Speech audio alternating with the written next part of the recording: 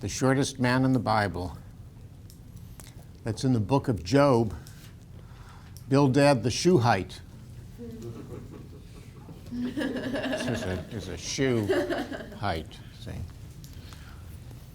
Second shortest man in the Bible, Nehemiah.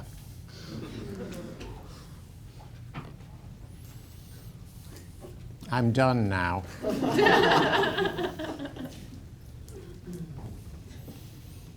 It's sad when I'm done now gets a much better laugh than the jokes did.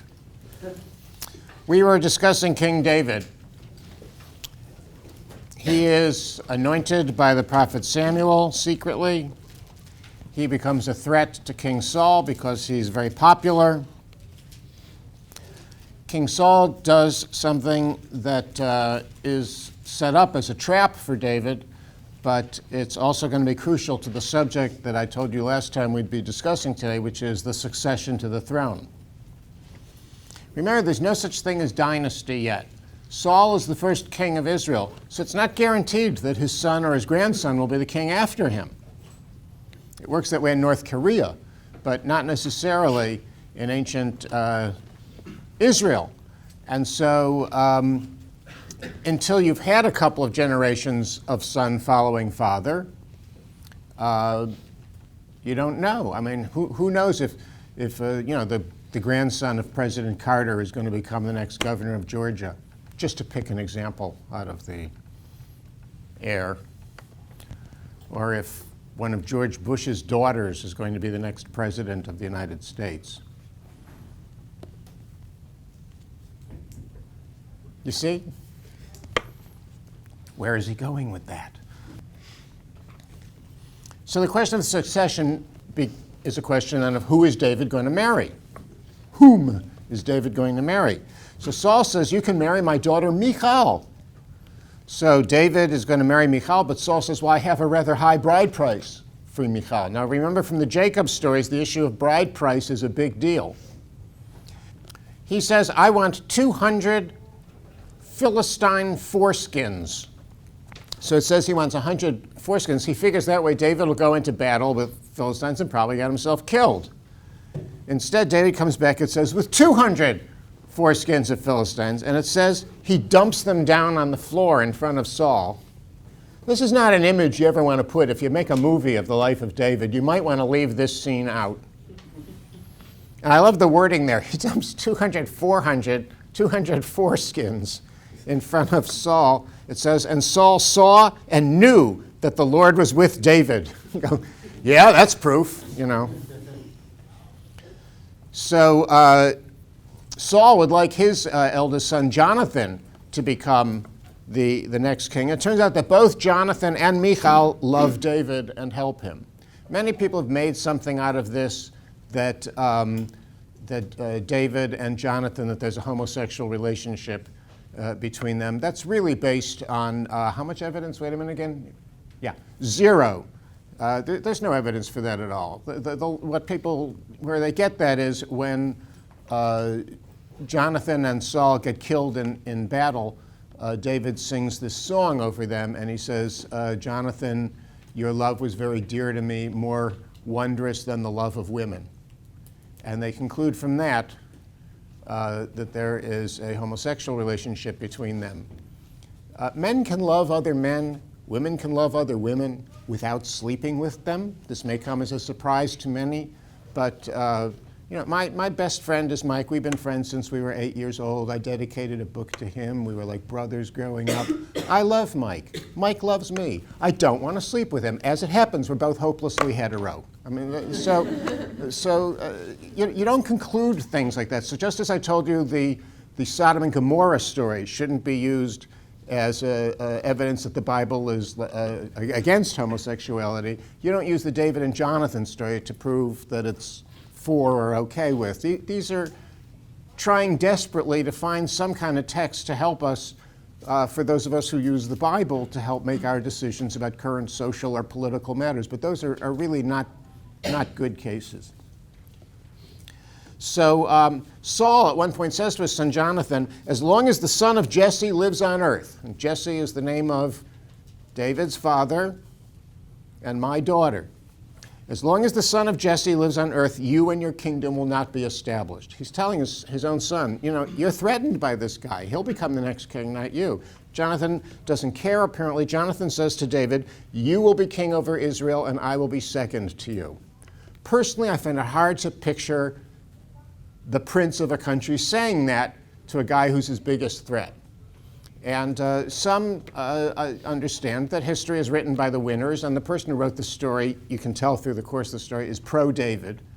And so they have his chief opponent saying, oh yeah, you'll be king, I know you will, don't worry. I'm good with that. I like that. Now, it also is possible that this really happened, but you should be advised that we're reading history here. This is the first history writing known on earth, these stories, and there's nothing anywhere else on earth prior to this. And therefore, you should read it the way you read any history, which is skeptically. So David flees. He goes first to Samuel, who had anointed him. He goes to this priest whose name is Ahimelech, who was a priest from the old Shiloh group of priests. And Saul hears about it, and he kills all the priests there. It says the priests of Nob, N-O-B, but we understand them through other evidence to be the continuation of the priests of Shiloh. So they get massacred. And somewhere in all of this, Shiloh ceases to exist as a religious center. We find out later, we're told that the temple of Shiloh was destroyed, so by the Philistines, apparently. But David takes his son Aviatar under his protection, and that's important. So just remember this, that there's a priest, his name is Aviatar, and he is a remaining priest from this old priesthood that took care of David and got killed by Saul. David then has 600 men of his own. He works with the Philistines. You're never sure if that's because he's really working with them, only pretending so he can help Israel, or if in fact he's working with the Philistines because he's not welcome among the Israelites because King Saul has rejected him. Twice you get a story I've told you before where he has a chance to kill Saul, but he says, I will not lay a hand on the Messiah of Israel. And so comes the story of Saul's last battle. It's the night before the battle. Saul has done all the things he can, consulting with prophets and whatever, to try to get an oracle from God before he goes into battle. And God's not talking to Saul these days. And Samuel has died already. He can't go to him.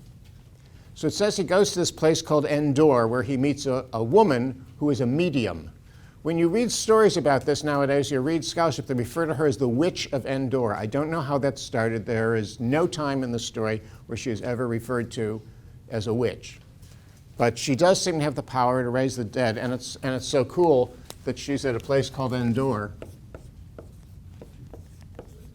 Because that's where Star Wars Part 6 culminates on a planet called Endor. I have no idea if Lucas had this in mind, or if he didn't, it's a heck of a coincidence, And it is a place where the dead rise, as it happens in the story. So, but he goes to a medium, and she brings up Samuel, who's dead. This is probably the clearest case of evidence of belief in life after death in the Bible. You could say, no, it's that he's dead, and when you're dead, you're dead, but this is like a momentary resurrection with a small r of Samuel. Or it could mean that they did believe that when you're dead, there is a realm of the dead. We'll come to this later, but it is a very curious fact about the Hebrew Bible that it is not clear what the ancient Israelites believed regarding what happens to you after you're dead. We know they believed in life after death. They buried people with food and regularly brought water to the graves. You don't need a PhD in anthropology to understand that. They did think that there was life after death. And there are a few references to Sheol and other references to an underworld. And And so they did seem to believe in life after death, but they didn't talk about it much. There were enough references in the Bible that you can't doubt that they believed in it. There's so few references in the Hebrew Bible that you go, well, why don't they think about this more? And it is strange. They're being right next to Egypt, which is such a death-focused religion, probably the most death-focused religion of all time, with pyramids and mummies and all of that. And also, though, in Mesopotamia, right on the other side of them, people definitely believed in life after death, but it just became a mark of Israelite religion, which continues to the present day. Most Jews, if we line up 10 Jews and say, what's your religion say about life after death and what there is and what happens, I guarantee you get 10 answers. The only answer you might get, where more than one will give it, is, I don't know. And you say, but Jews in America and Europe, you're living in Christian countries, and Christianity is this religion that really thinks about life after death. Like, salvation is a big point. And so you must hear about it, you must think about it, and they really don't. I've probably heard 1,000 rabbi sermons in my life, and I don't believe I've ever heard one mention anything about what happens to you after you die. It's just not a concern. It's a religion that's focused on this life, kind of person you should be.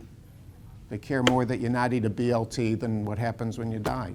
It's a fascinating thing. But in this story, there's no question, Samuel is risen from the dead, and it's just like when he was alive. He's annoyed with Saul and says, tomorrow you're going to be like me. And so that's that. And the next day, the battle is going way against Saul. His sons are killed in the battle. Jonathan is killed. And finally, Saul says to his armor bearer, kill me, because I don't want the Philistines to do it. And the armor refuses. He's not going to kill the king. Later, you'll find the beginning of 2 Samuel, a man comes to David, it says, a young man, and says to David, when Saul was in his death throes and he didn't want the Philistines to get him, he asked me to kill him, so I did it for him. And David says, you laid a hand on the Messiah of the Lord? And he has the man killed. And then he laments Saul and Jonathan with this famous, how have the mighty fallen, which becomes a watchword ever after. But you should start noticing now and keeping count how many people who ever stood between David and the throne who died, and David comes out looking good. So now Saul is gone, Jonathan is gone, the guy who says he killed Saul is gone. Everybody dies conveniently for David, and David always comes out innocent. So the question is, are we looking at Game of Thrones here? Are we looking at the House of Cards here? Are we looking at, it sounds like House of Cards, those of you who've watched that. And, or is it just history the way it happened? Or is David just a heck of a lucky guy? We'll see a little more about that. So now David himself is made the king, but only of Judah. Now remember, the country is split in half. It's two countries still. It's never once in the story been one country, right? And right about at the line above the Dead Sea here, from here down is Judah, and its king is David, and from here up is Israel, and its king is the son of Saul. Now, Jonathan is killed already, so another one of his sons becomes the king of Israel, and it says his name is Ishbosheth.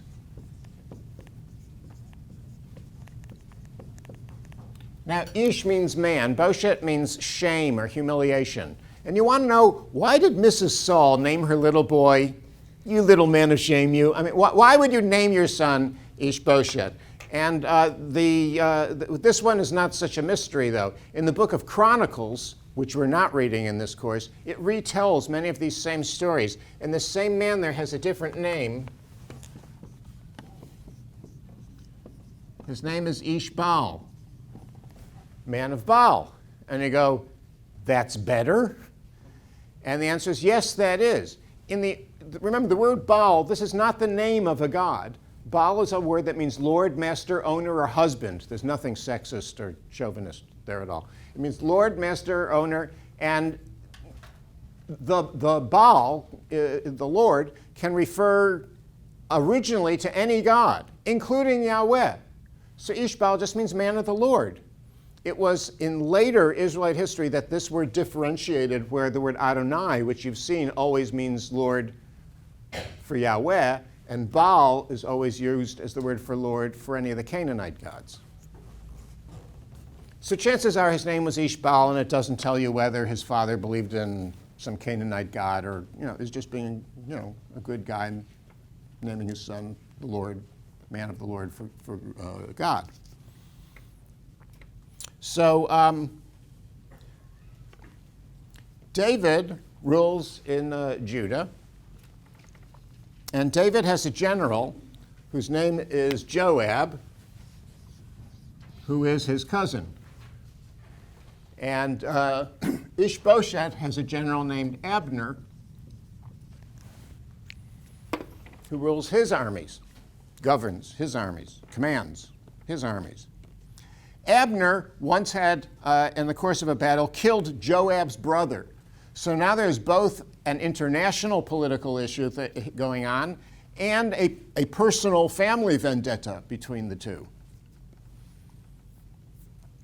Then things get worse. Ishbaal, Ishbaal or Ishbosheth, whichever you like, the king of Israel, has an argument with his general Abner. They quarrel because Abner has slept with Ishbaal's concubine. Now you have to be clear about this because it's going to come up several more times in the story. When you sleep with a king's woman, you've done more than a risky thing. You've done more than an adulterous thing. You've made a claim on the throne. When you say, I'm a better man than the king, a woman would rather have me than the king, you're saying, maybe I should be the king. And so they quarrel over that, and Ishbaal backs down to Abner, because Abner is apparently a guy, you mess with him, you find a horse head in your bed the next day. This is not a good guy with whom to fight. So Abner is angry about this, and he goes over to David, and he says, I'll join your side. You make me the general of the whole thing. And David says, well, there's this one little thing. I was married to Michal, the daughter of Saul. I paid 200 foreskins for her, and then Saul, took her away and threw me out. So you give me back Michal, first of all, and then we'll talk. So Abner, he goes and he gets Michal, who's been married off to another man, and they take her away from that man, and they gives her to David. And now Joab is starting to think about this. Wait a minute, if he's going to make Abner the general, what happens to my job? They're not giving it to this guy who killed my brother. So Joab kills Abner. David then criticizes Joab for killing Abner, and he laments Abner as a righteous man who was killed. And the text notes, all Israel believed David innocent. So that's one more guy who stood in his way. The general of the opposing army has been killed by his general, and everybody believes he's innocent and had nothing to do with it. Then it says Ishbaal is murdered by two assassins. And the assassins come to David and they say, hey, we got rid of your enemy for you. Now you can be the king of the whole thing because we killed Ishbaal. And he said, you killed an innocent man in his bed? I killed a guy who killed Saul when he asked him to. What do you think I'm going to do to you, who killed a guy who was an innocent man in his bed? And he executes both of them. So now Ishbaal is gone, and David is regarded as the guy who avenged their death rather than the one who sent somebody to do it. Then it says there are these people, the Gibeonites. Remember the Gibeonites? They were the ones where Joshua made a deal with them. They pretended to be old and from far away, but they weren't really. And now they're there, and apparently Saul had attacked them. So they say, we would appreciate it, new King David, if you would give us all of Saul's remaining sons and we could kill them too. And David says, oh, well, if he owes you that, well, certainly I don't want to do this, but I'll have to turn them. So he does. And now all the sons of Saul are killed. And then Israel invites David to become their king. The line is erased. Israel and Judah at this point are not two separate countries. It's one big country. As a whole country, it's called Israel. And this is called the period of the United Kingdom, because it's two separate kingdoms which have become united into one.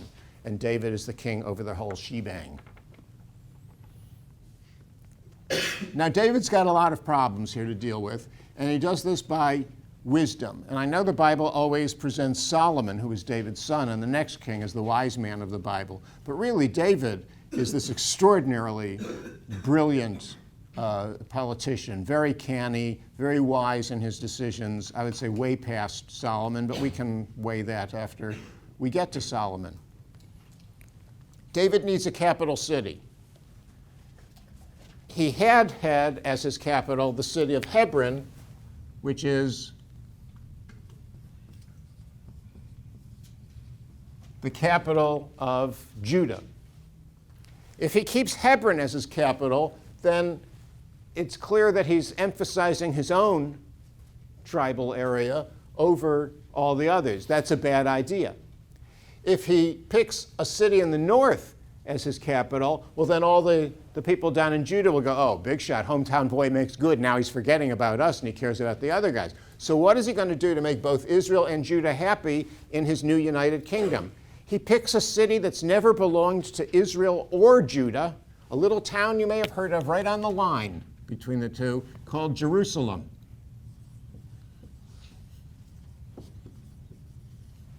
Jerusalem had not been Israelite or Judean. It belonged to some people called the Jebusites.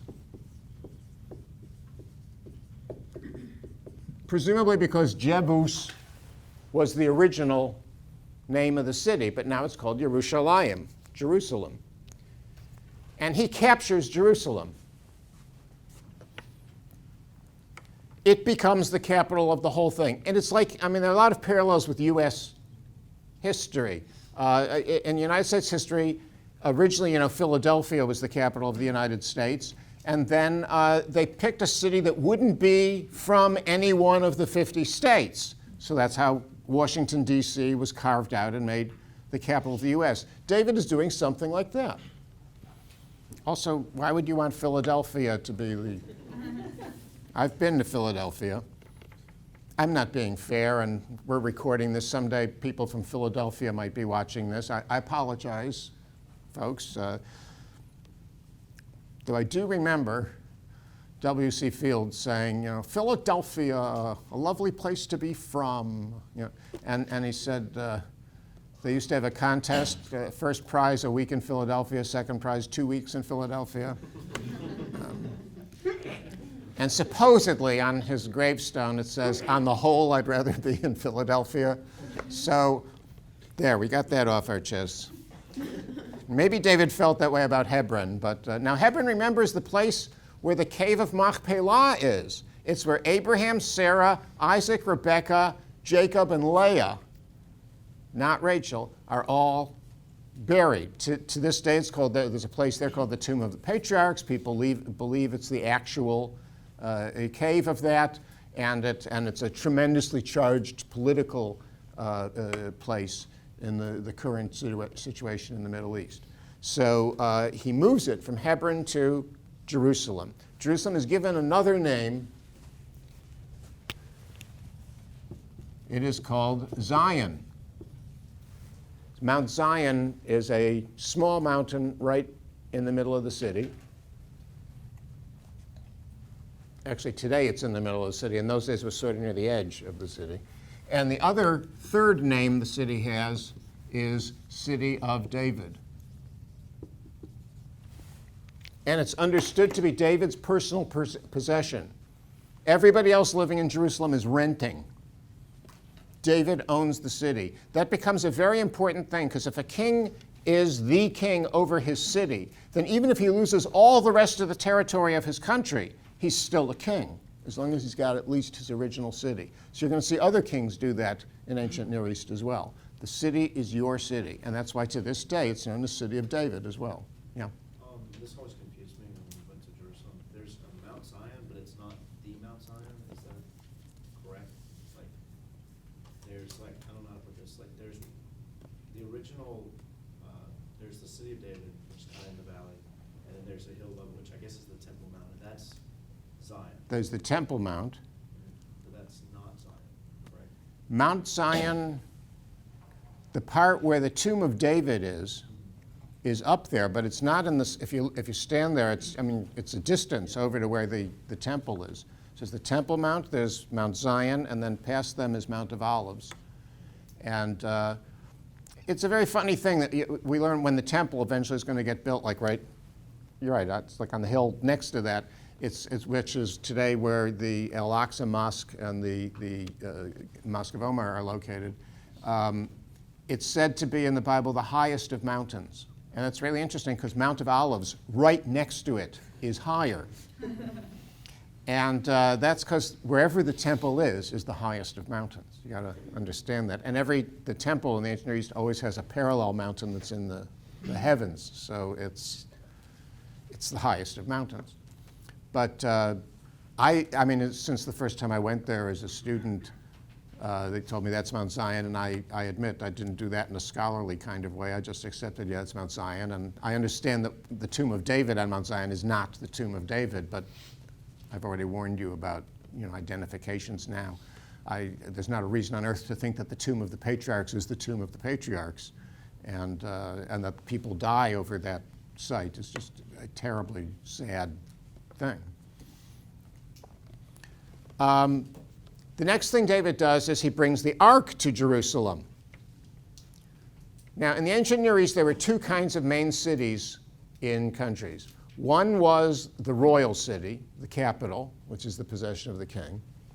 And the other was the main religious center. And the religion city and the political city were two separate important cities in a country. So when David takes the ark, the most sacred object, and he brings it up to Jerusalem, that is making Jerusalem both the religious center and the political center of the country, which it remains to this day. So that was a big deal to make both of those the same. It meant all the power was there and in one place, and that he was in charge. He is consolidating everything. Now the next question is, who's going to be the high priest? The king apparently appoints the high priest. He has two choices. One is this man Aviatar, who is the last of this old priesthood where Samuel and Eli and Ahimelech were all kings. And now he's got Aviatar left. Now, in scholarship, remember I told you the priesthood up at the city of Dan in northern Israel were identified as Mushite, descendants of Moses. Take it for the moment as a potential part of the hypothesis, which we will experiment with further in the course, that this was identified as a Mushite priesthood.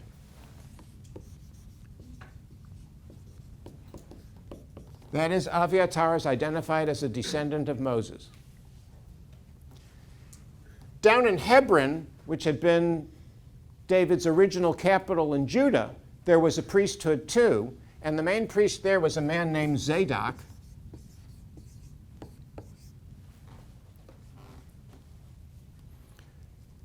And he has a Zadokite priesthood. The descendants of Zadok continue on there. And Zadok is a descendant that's identified as part of an Aaronid priesthood. You remember Aaron is identified as the first high priest of Israel. He's called Moses' elder brother, and a descendant of Aaron would be an Aaronid.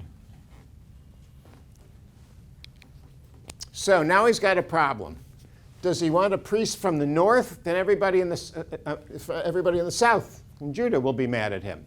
Does he want a priest from the south? Everybody in the north will be mad at him. Does he want a Mushite priest? Then all the Aaronid priests will be annoyed. Does he want an Aaronid priest? Then all the Mushite priests are going to be annoyed. What does he do? Two high priests. He makes them both the high priests of Israel. Now, there's only one little problem with that is that's a contradiction in terms to have two chief priests. And when you have two chief priests, you know that each one spends about 80% of his day thinking about how to get rid of the other one. By the way, again, the parallels in contemporary history are interesting. can you say contemporary history? It's a curious term. That in Israel today there are two chief rabbis because there's an Ashkenazic Jewish community and a Sephardic Jewish community, two Jewish communities who came from different regions and all, and they take turns being the chief rabbi of Israel. So remember that he's got the two priests. But the fact is that what he's doing with the priests and with Jerusalem and all is he is trying to placate both sides. He's being wise. He's being, from a political sense, canny. The story of his capturing Jerusalem, there's some there and some in the book of Chronicles, where it says his men climb up the Tzinor.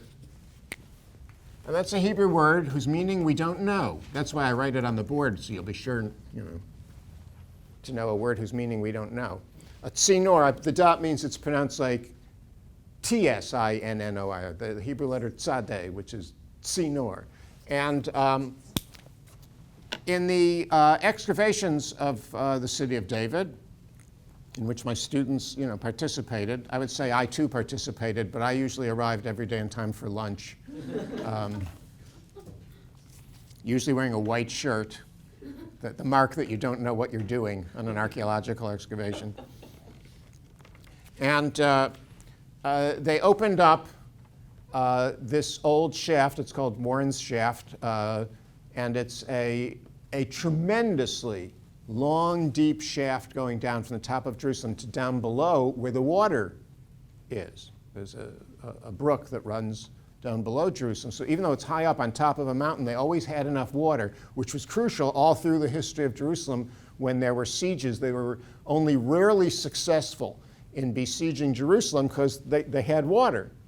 And you can go in this Canaanite water shaft to this day. And so it is thought, it says David sent his men up the Tzinor. So it's thought it was that they had closed the city and David was able to capture it by having his men climb up that thing.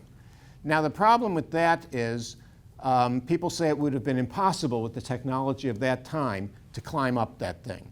And so the director of the City of David excavations, my friend Yigal Shiloh of blessed memory, started climbing it with his people, and they used, really good alpinist type climbing equipment, and they did it. But they did it with this extraordinary equipment that nobody had back then. So Yigal concluded that Tzinor cannot be the way that David's men climbed up. And I go, you don't know that. Maybe he got one guy inside as a spy who dropped a rope down. We don't know. And we know that they went up at Tzinor, and we know that there's this water shaft and you can go up it. And I think that's probably what they did, but I don't know. But it's a very cool thing, that Tzinor, because you'll learn later about a water tunnel that's way down below at the bottom of the Tzinor. And when people are going through the water tunnel, what you do is you go up at the top of the shaft, and you do, "This is the Lord, you have sinned." And you can get a lot of good jokes with tourists doing that. You didn't hear that from me.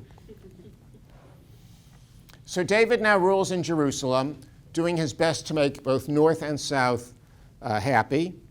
And then the other thing that solidifies his kingdom is a religious doctrine that is born, which is that there was a covenant between God and David. And this is the fourth and last of the four major covenants of the Hebrew Bible. We had the Noahic, we had the Abrahamic, we had the Israelite or Sinai covenant, and now we have the Davidic covenant. So covenants 1, 2, and 4 are between God and an individual. Covenant number 3 was between God and the whole people. And the ones between God and an individual don't quite fit all of that form I gave you for the Israelite covenant that matched so well with the ancient Near Eastern treaties. But there is a different document that was discovered by an Israeli biblical scholar, Moshe Weinfeld, my friend of blessed memory, who showed there was a thing called a royal grant in the ancient Near East, where if a king gives you something because you've been loyal to him, it's yours forever, and even the king himself can never take it away from you. So that's why when God gives a covenant with Noah and Abraham and David and promises them stuff, it's because of past loyalty they've shown, and it's theirs forever. So that means even God can't take away what he's giving to David, which is this, eternal kingship over at least Jerusalem and Judah, maybe Israel. This happened recently in Haifa. I was lecturing a couple of years ago, and I was citing a lot of these people. And as I just said to you, you notice after some of the names I've said, I say of blessed memory, because Yigal died. He was only in his 50s. He had stomach cancer. It was terrible. And Moshe Weinfeld died as a much older man. I was giving a lecture. I was talking about my friend of blessed memory and this scholar who I'm a great friend of mine of blessed memory. And after the 5th time I said it, some guy out in the audience says, "I don't want to be your friend." So, you know.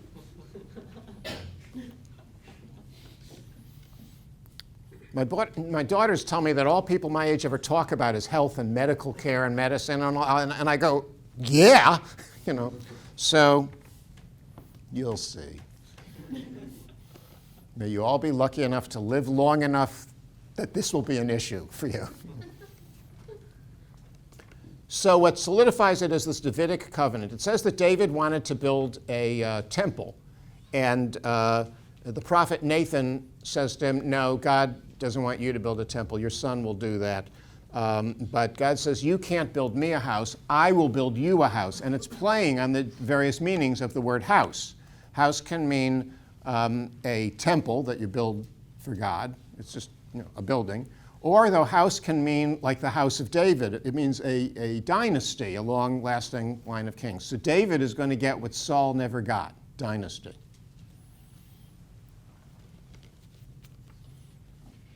The Davidic covenant is eternal. It involves adoption, where God says, your son will be a son to me and I will be a father to him. I mean, you can see where that's sort of a proto-form of something that later became fully developed in Christianity, the concept of a human being, son of God. But it's there already in this adoption formula 1,000 years earlier. If it helps you on the dating, David is right around 1000 BC, so it's easy to remember, where he goes. And it's a covenant that's partly unconditional and partly conditional. What's unconditional, it says, is Judah and Jerusalem belong to David forever. But all of Israel, it says, are only given to you if you keep all my commandments.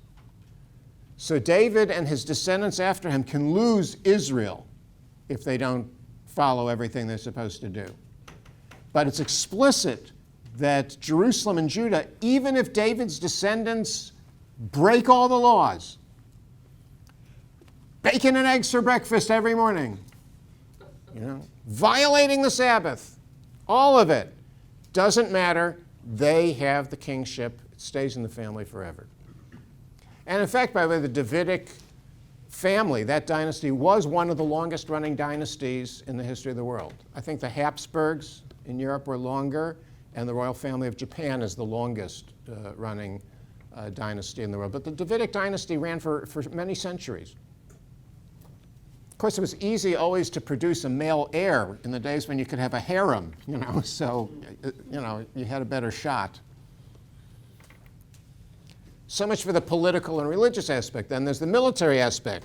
David conquers the Philistines, finally. The ones who were all the trouble to Saul and to Samuel are conquered by David. He defeats Moab. Remember all those countries to the east of the Jordan River there? Moab, he defeats. It says he reaches the Euphrates, that he has a garrison in Damascus, which, to this day is the capital of Syria, which in those days was Aram, which means that prediction that Abraham's descendants would rule everything from the river of Egypt to the Euphrates roughly arrives with David. If he has a garrison look at a map of where Syria is. If he has a garrison in Damascus, then he's got everything from the Euphrates River over to the Egyptian border. We have no evidence as to whether that actually happened or not. We do not have like Hebrew inscriptions from ancient Aram or something like that would give us that kind of proof. He defeats Ammon. He defeats Edom, the two countries to the east. Remember, Ammon and Moab are the descendants of Lot and his two daughters. Edom are the descendants of Esau. He defeats the Amalekites, who are apparently an offshoot of the Edomites. And he hires these people who are called the Karatites and Peletites. You wouldn't think this is important, but they keep coming up.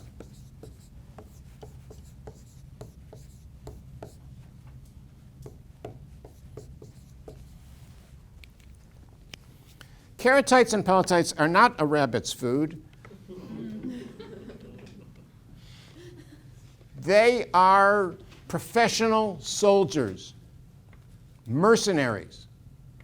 When Saul wanted to raise an army, remember he did that thing where he cuts up his oxen and he sends them around to all the tribes, and then the tribes each have to send him a certain number of guys. That is to say, he's dependent on a draft, on a muster of the tribes in order to have an army. And that means he doesn't have complete power. He's dependent on the elders of each of the tribes to keep him in power. David understands that you can't stay in power that way. You need your own national army. So he has foreigners employed. It's like the British used the Hessians when they fought against the North Americans in our Revolutionary War. He has Karatites and Peletites. It is thought Karatites would be people from Crete. Peletites, there's no such place. It is thought that they're playing on the name Philistines, because in Hebrew this would be the Kreti and the Pleti, and it would rhyme. A Philistine should be a Plishti. What, you got a Pleti? There's also people called the Shurden that may be related to the Sheratites. To the Karatite? Yeah. The Shurden? Shurden, yeah. But the Kreti are with a kaf. Sure. Yeah. So Yeah, but the Shurden were mercenaries. that's interesting, because he's going to have others as well. One of his main officers, you're going to find out, is going to be a Hittite. Why does he do that? That gives him an army that is only loyal to him. The Kreti and the Pleti, the reason I think it's probably Cretans and Philistines is because I went to the U of Miami, which is located in Coral Gables, Florida. But people in Coral Gables joke and call it Cobble Gobbles. And you do that where you play on two words that come close enough in sound that you make them the sound. And we think maybe that they say, oh yeah, the Kreti and the Pleti. That was like the going joke in all of Israel. Everybody knew that meant these people who had come from across the Mediterranean Sea, as the Philistines had, and now work as an army. So you're going to see several times in the story where you're going to see revolutions and battles, and it will say the people of Israel are on one side, and the Karatites and Peletites are on the other side. You don't have to continue reading the story. You know who's going to win. Whoever has the Karatites and Peletites is going to win. The side that has the people of Israel, meaning just the musters, the draft of the tribes, they lose. Because in history, like 99 out of 100 times, not every time, but 99 out of 100 times, professional soldiers will beat amateurs. And amateurs, every now and then it happens, but it's rare. People say the United States was formed that way because it was us amateurs against the British and Hessians who were trained soldiers. I'm told now by people who know more than I do, since I know nothing, I know nothing AD, but I'm told that actually the American troops were very well trained, and they were serious professional soldiers. They're not just guys who threw down their plow and went running after George Washington to beat the British. So you'll see cases where the Karatites and Peletites are useful to have on your side. So now we come to the good part, the sex. The story is about the succession. Who's going to be the next king after David? Is there going to be dynasty or isn't there? It's not a small point. When I tell you that the Davidic dynasty was one of the longest running ones in history, that meant when you have a Davidic covenant that said God made a covenant with David saying you'll always have somebody on the throne after you from your family, that after a few generations you start to believe that religiously. It doesn't have just political content. And it makes your dynasty far more secure if people believe it's the will of God that this family should be ruling us. And it's so secure that it becomes crucial that many, many centuries later, Jews are always looking forward to there being a new Messiah, a new king, meaning descendant of David. And it's crucial, obviously, to the early formation of Christianity, identifying Jesus as the heir to this, at that point, 1,000-year connection of a family. It's interesting, in the New Testament, they do go out of their way to show the descent of Jesus, and it's crucial, it's a problem. Is he descended through his father, but Joseph isn't really his father? Is he descended through his mother? But it's not supposed to go through the mother. It's supposed to go through the father. So Jesus is understood through both to be a descendant ultimately of David. Yeah. So the line is always through the father? It's always through the father. Women need not apply. Everything. And whether you're a Jew or not, whether you're an Israelite, whether you're from the tribe of Reuben or Simeon or all of that, always goes through the father, and the royal line goes through the father, and the priesthood goes through the father. And it's an interesting thing because in much later times, Judaism was always defined in terms of the mother. That if one of your parents is Jewish and one is not, you're considered Jewish going by the mother. Today, at least in the Reform movement and others considering it, they go, if it's by either parent is Jewish and you want to be Jewish, then you're Jewish. But in biblical times, it is always, without exception, every story you've read, every case, it goes by the father, not by the mother. Somewhere in history, post-biblical, that changed, but we're only doing biblical, so we go by the dad. In this course, it's your dad. And actually, it's interesting. Somebody calculated, remember, these guys have harems. David has a lot of wives. You're going to hear about them. His sons have a lot of wives. His son Solomon is famous for having 1,000 wives, 700 wives and 300 concubines, 1,000 women, which is, my father taught me when I was a kid, that's where you get the term a grand. And I don't think so. And I wouldn't doubt my father, but anyway, that is to say, even if he didn't have 1,000, they had harems. So the kings produced a lot of children, and over the generations, the kings had more and more cousins and they have daughters who were then marrying out guys. So if you're really talking about Davidic DNA, it's calculated that by the time of Jesus, every Jew on earth was a descendant of David, at least a little. Everybody got some drop of that genome. So now the question of where you get kids, as you may know, you get children through having sex. And so David is married to Michal, who was taken away from him and now is returned to him.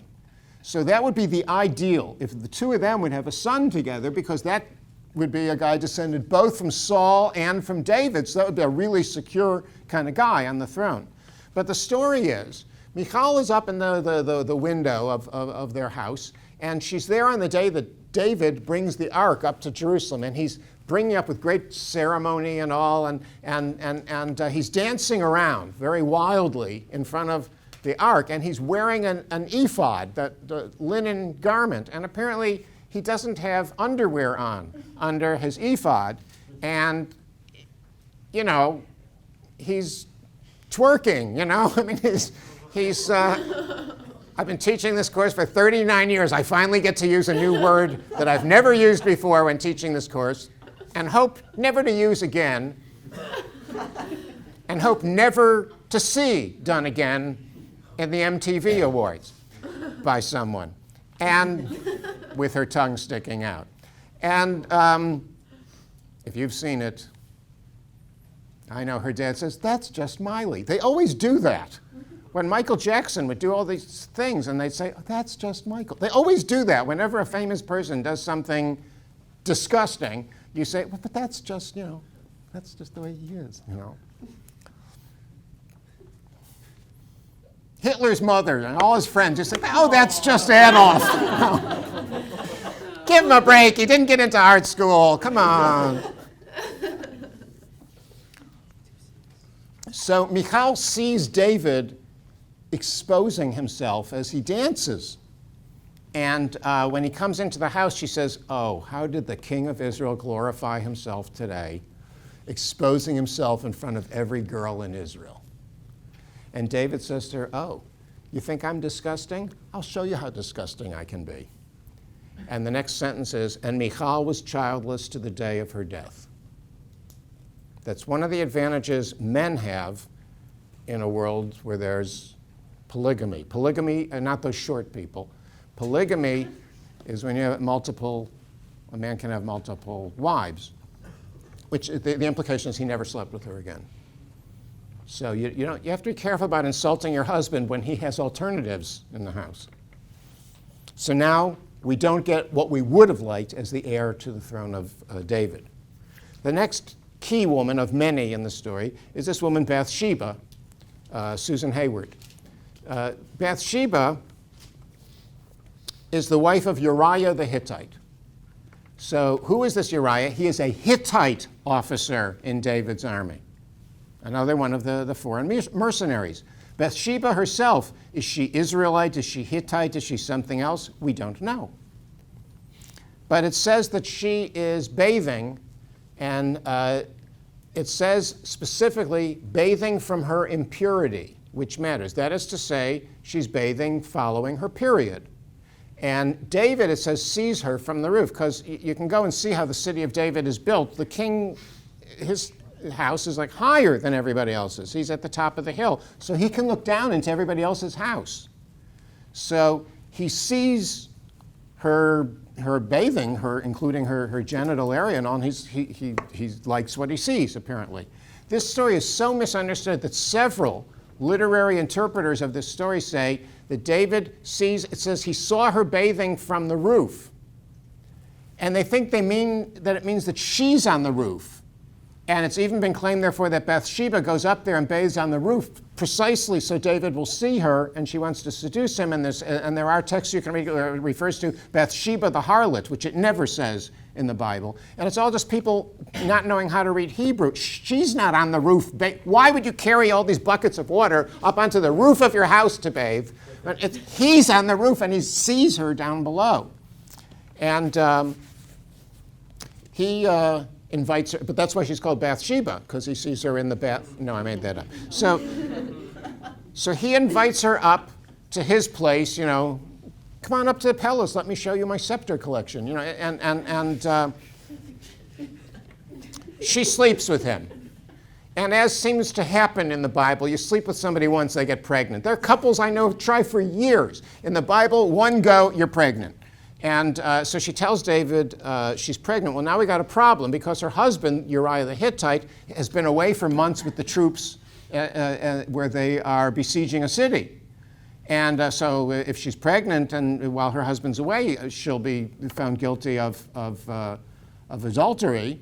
And this sounds like that Sotah case we had, and so she'll be in big trouble. So now David needs to do something about this. So he sends for Uriah. He sends to Joab, his general in the field, and he says, I want you to send me messages in the hand of, Uriah, and he'll come home. And then Uriah comes in with whatever for the king, and David says, Uriah, good to see you. Don't go right back to the battle today. Go home, stay with your wife, spend the evening at home.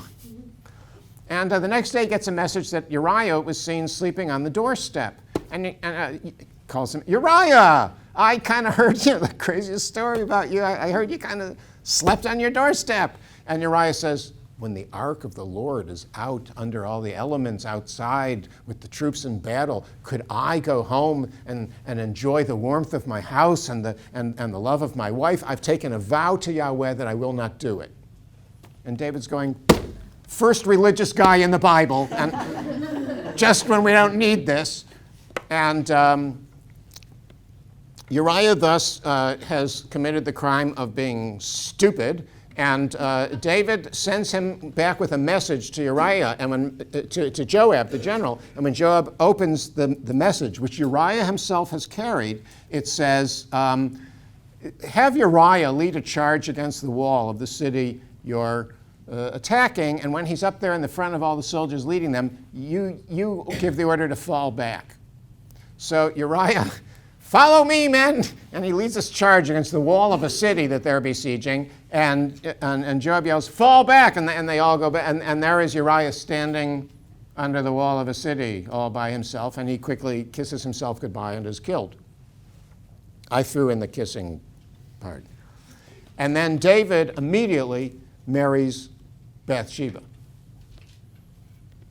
Now, you can't get away with stuff like that in the Bible. So the prophet Nathan comes to David and he says, let me tell you a story.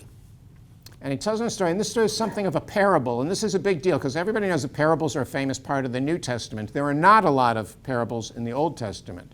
And this one doesn't quite work the same as the way they're used in the New Testament as general teaching stories. It's very specific to the events. You can argue whether this counts as a parable or not. But Nathan says to David, Well, there were these two guys, a rich guy and a poor guy. And the rich guy had a whole lot of sheep. The poor guy had this one little lamb. It used to live in the house with them, and it would sleep in the bed with him at night. I'm going, okay, I don't know if I want to hear the rest of this story. And he had this one little lamb that was like a child to him. And the rich man had a guest, and instead of taking one of his own sheep to make dinner, he took the one little lamb that belonged to the other guy and made the lamb chops out of it. What do you think of a man like that? And David says, that man deserves to die. And Nathan says, you're the man. You had plenty of wives. You didn't need to do this.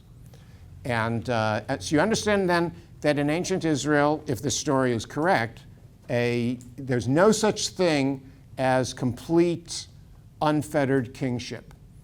A prophet has the power to put his finger in the king's face and say, you're the man. And in a couple of cases, you'll see where the king dares to kill or imprison or injure the prophet for doing that. The king does it at his own peril. So prophets are listened to. And Nathan pronounces a curse on the house of David, and it's two things. One is he says, the sword will never leave your house, meaning you will always have internal violence in your family. And the second one is, you took another man's wife in secret, another man is going to take your wives in public. Now let's see what happens with those. So what's the succession? The first son in line after the non-son of David and Michal, because that didn't happen. The son in line is a guy named Amnon, and who's a son of David and one of his other wives. And the one after him is Absalom, who's the son of David and a Geshurite princess, presumably a political marriage. Now, so this is problem now that David has a lot of sons, but they're all by different mothers. Now you say, well, what about Bathsheba? He obviously loved her a lot. He had this great passion for her. She's the great conquest of his life. But it says the child that they had dies right after birth. Their next son is going to be Solomon, and he's going to figure in the story. He will be one of the competitors, even though he's then one of the younger sons. Now, Absalom has a sister who is a full sister. He and the sister, whose name is Tamar, have the same mother. These others each have different mothers. So they're all like half-brothers to each other, but Absalom and Tamar are full brother-sister siblings. Amnon falls in love with Tamar. She's his half-sister. He loves Tamar, and he pretends to be sick and has David send Tamar to him to take care of him. And it's an amazing scene to read. And remember, there was a Tamar back in the story of Judah and Tamar back in Genesis. Tamar is not a good luck name in the Bible. And Tamar comes and talks about how she's making pancakes for him, and talks about she pours the oil and she puts in the flour, and it drags out all these details of the story, and it's killing you because you know something bad is coming. When Alfred Hitchcock explained how he did suspense in his movies and was explaining how does that work, he said, let's say there's a scene in a movie and there's two men sitting across a desk from each other and they're talking about some insignificant matter back and forth for a couple minutes. He said, that's not a big exciting scene in a movie. He says, now let's say we let you and the audience know there's a bomb under the desk and it's ticking and we don't know exactly what time it's set for. Now let's run the same scene again. And see the two guys talking, and it's filled with tension now. He says, that's what's going on here. There's a ticking bomb here. And sure enough, at one point, Amnon says to his sister, come lie with me. And come lie with me. And Sinatra changed the words.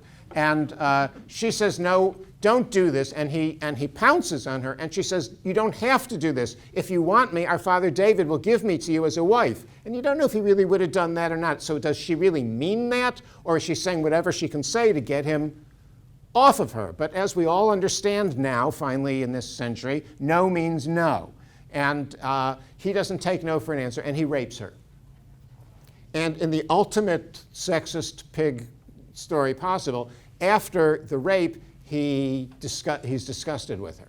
And it says the hatred that he felt for her after was greater than the love he had felt for her before, which sounds, I mean, you don't have to be a big, deep Freudian to get that, presumably his own guilt for what he's done changes his perception and so on. So he throws her out now. He calls his servant and he says, send this one out. He won't even say her name.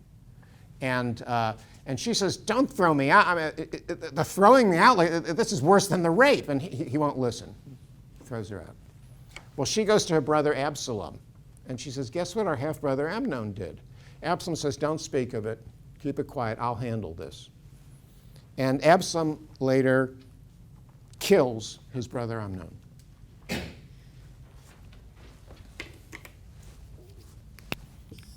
Now, if you count how many sibling rivalry stories we've had in this Bible, starting with Cain and Abel, right? And then Isaac, Ishmael, Jacob, Esau, Joseph and his brothers, sibling rivalry is a theme in this. Remember Abimelech, the son of Gideon, who killed 70 of his brothers in order to be sure that he'd be the king? It's not good.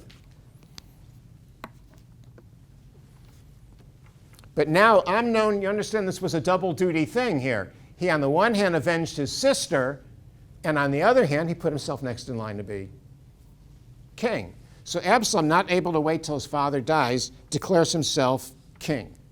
David, it says, has to flee because most of the people are for Absalom. So the people of Israel are for Absalom, and the Keretites and Peletites are with David. So you know who's going to win. So David flees Jerusalem. Absalom marches triumphantly into Jerusalem, and it says he erects this platform in a tent up above the city, and he takes 10 of David's concubines who he's left, and he has sex with all of them that day. This man can have sex with 10 women in one day. We're reading about a time when men were men. I admit it. I couldn't do it. He did it. 10. And this may sound like, I'm being silly about it, but the fact is, it was the fulfillment of the curse in the prophecy of Nathan. He said, you took another man's wife in private, someone's going to take your wives in public. And it's his own son who does it to him. But then David's professional army defeats Absalom's amateur army. Joab kills Absalom. David mourns him in this famous song, Absalom, Absalom, my son, I wish I had died instead of you. David returns. He puts down another rebellion. Now, I don't know how many we're up to now, but then Absalom counts 2, and this next rebellion too. All these people who died, who opposed David, and on every one of them, he comes out clean. Now, a lot of very skeptical historians then have said, this isn't true. I mean, all of this is just made up to clean up David. But historically, actually, the historical test is the opposite. If there are so many stories saying so-and-so died and David was nowhere near there that night, it means that there are people out there saying that David was behind it. This is a history that's written that's defending him, right? When people say that President Obama wasn't really born in America, and then people write books about it and they show photographs of his birth certificate in Hawaii and all that sort of thing, the reason they put that into a history book is because there's people out there saying the opposite, and you want to put that to rest. And here with David, too, there are presumably people saying, wait a minute, Absalom and Abner and Saul and Ishbal and all these guys, everybody's against you somehow dies, and you come out looking good. So people say, well, this historian then is defending David. But that means there was a David, and there were people criticizing David. It's an argument for, not against, the historicity of the story. Now, the other thing, though, is people say, but wait a minute. David in the story is presented as having committed adultery with Bathsheba and having had her husband killed. That's 2 of the 10 commandments right there. And if this text is being written to defend David, why would it put in a story criticizing him like that? And that's always been used as an exception that disproves the rule. And I think it was my colleague, Professor Halpern, who was the first one who said, no, it doesn't disprove the rule. It's completely consistent with the rule. Why would you have all this story about that? Because the son they end up with, and the result of all this thing, is Solomon, who's the next king of Israel. And the question is, are there people out there saying, Solomon, I don't think he's really the son of David. He's the son of Uriah the Hittite. He was born like right after Uriah the Hittite died. And he's Uriah's son. He's not really in bloodline to be the next king. And you go, oh, I see. You think that Solomon was the son of the Uriah the Hittite. No, actually it was that David was having an affair with Bathsheba while Uriah was still alive. And so, yes, even though you thought that, but no, he's actually the son of David. And in fact, the child of that union died soon after being born anyway, and Solomon was the next one. So for several reasons, don't worry about it. There's no chance. Solomon's definitely the son of David. And that's why the most skeptical historians say, I think maybe Solomon wasn't the son of David historically, that the real Solomon was the son of the real Uriah. I wouldn't go that far. But I would say that it does mean that all these stories defending David are also defending Solomon. It's defending the royal line. So when we get Absalom killed, and we don't find out what happened to Tamar, now the next ones in line are Solomon and the next oldest, who we'll put in here, whose name is Adonijah. George Sanders in the movie. And this story begins right at the beginning of 1 Kings. So the story that you've read that started in 1 Samuel and continued in 2 Samuel finally culminates in the first 2 chapters you'll read in Kings. The story begins, it said, David had gotten very old. And the wording, I think, in the King James is something like, David had waxed old and could not get heat. Meaning he could not perform sexually anymore. Now, in the ancient Near East, a king's sexuality, I've already told you, is directly related to his kingship. And if you can't perform anymore, you can't be king. You get these Assyrian and Babylonian kings where at the beginning of their statements it says, I was a great king, my scepter was straight. Okay? Are we all together on what that might imply? So David can't get heat. So it says they search all over Israel for the most beautiful virgin in Israel, and they bring this woman named Abishag. This was funny to me, because for years I taught about Abishag, and I thought they should have brought a woman, named, like Lolita or something cool and sexy, not Abishag. But then they made these Austin Powers movies, and Shag somehow came to be a sexy name, So, okay, let's be done with that. Centuries from now, they'll see this course being taught and say, what is he talking about?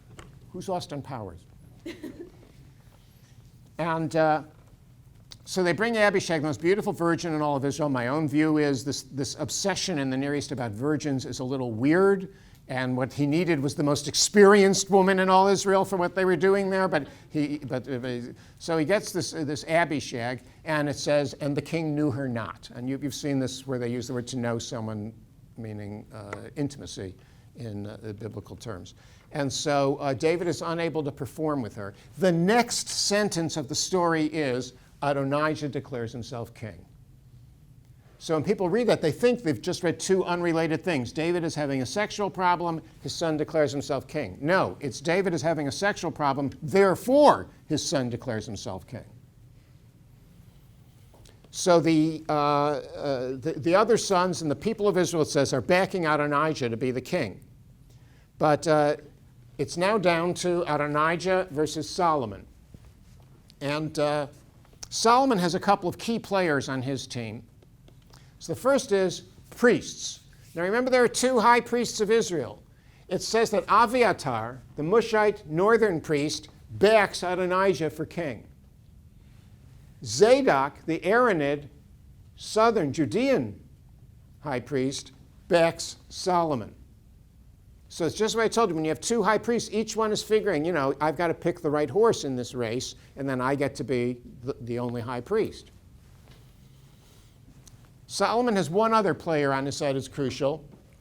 He has the general of the army. Joab backs Adonijah, but Joab is old now, it says, and the head of the army is a different general. It's Benaiah. So Solomon's got the army, which in short it says he's got the Keretites and the Peletites. Do you know who's going to be the next king? Okay. But he has 2 others on his side. He has Bathsheba and the prophet Nathan. Remember, Nathan was the guy who was powerful enough to declare a curse. David, you're the man. So Nathan and Bathsheba, it says, have this little conspiracy where they plan how to handle this.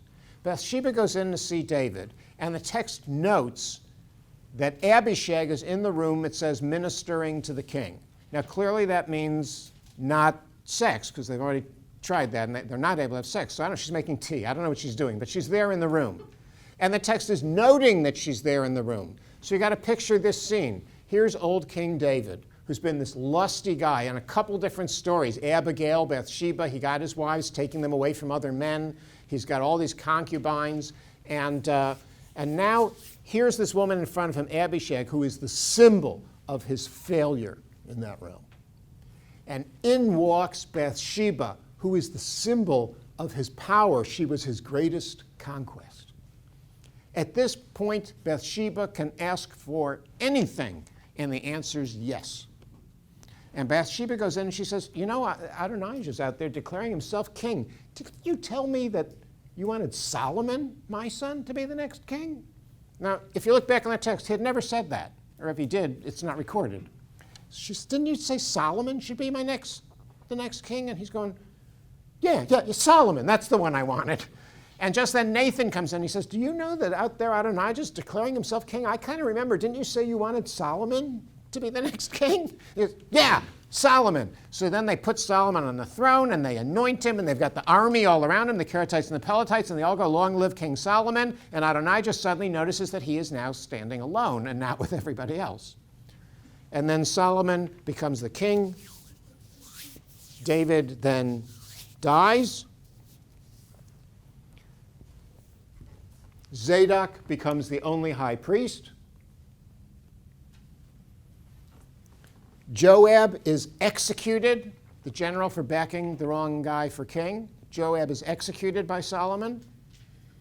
His brother Adonijah, it says, comes to Bathsheba, who's the queen mother now, right?